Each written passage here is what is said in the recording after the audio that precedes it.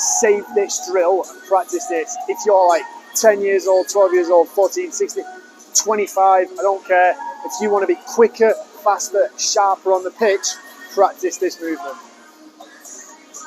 So set yourself up in your ready position. So the position that I want you to be able to jump from, take off from, move in any direction. Set yourself up in that position to begin with.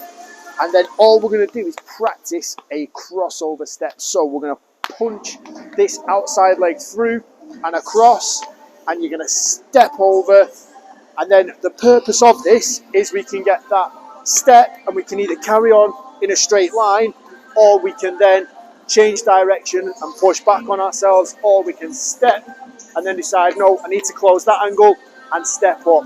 So gives us plenty of options on the field. We've got loads of things we can work with. Now the main thing is making sure you get your head and shoulder position ready from the start. So anytime you're playing any sport, football, cricket, tennis, American football, badminton, whatever you want, your head and shoulders are going to dictate your balance in your feet. So if you move your head and shoulders forward, your balance is going to shift forward into your toes or the ball of your foot.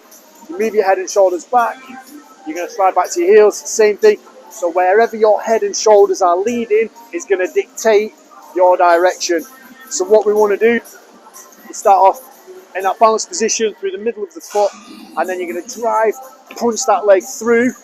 And imagine if you're still watching a field of play, you can keep your head up, keep your shoulders up, but you're going to keep that forward momentum so your head and shoulders stay forward of your toes.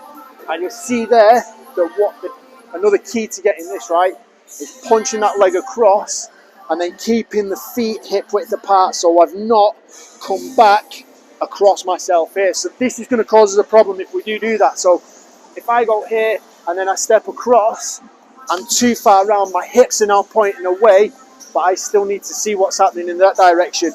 Makes it very, very tricky to actually get round and work back through. So when you practice this, you need to be relentless in drilling those basics. If you need to put markers on the floor, like a little X there and an X there, like tram lines, to make sure you keep that path, that's what we can do. So we're going to go from that ready position, step, and that's all you need to practice. That's phase one. If you can get that, punch and step.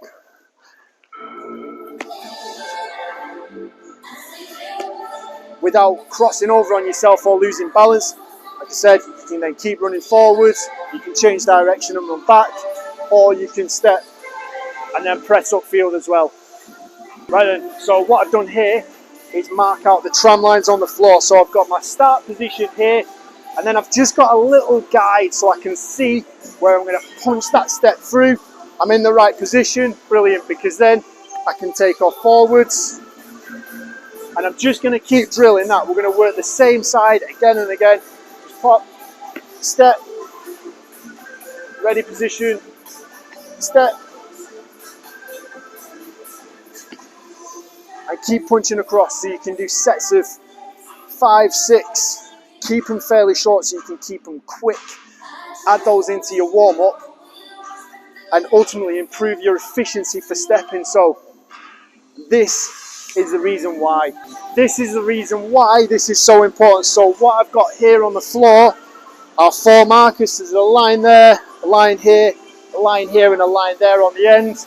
Now, if I start with my left foot, my inside foot on that line, if I want to get to that right or that left side over there, that far side, as quickly as possible, if I do a shuffle step, I'm looking at about 3 steps to get in there. If I do my punch, 1, and I'm nearly there with those 2 steps, and then it's just a small adjustment to get that final step. So again, if I was to go quick, I'm about 3 steps till that splits me through the middle.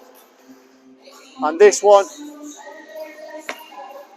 that's more or less 2. So 2 movements, we've deleted an entire step. The bottom line is, if you want to be quick, fast, agile, beat your opponent into the dirt and leave them trailing, that is going to be done in those first 3 to 5 steps if you're on the field.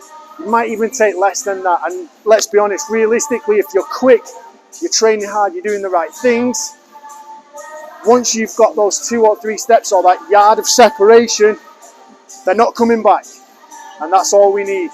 If you want that killer yard, there you go.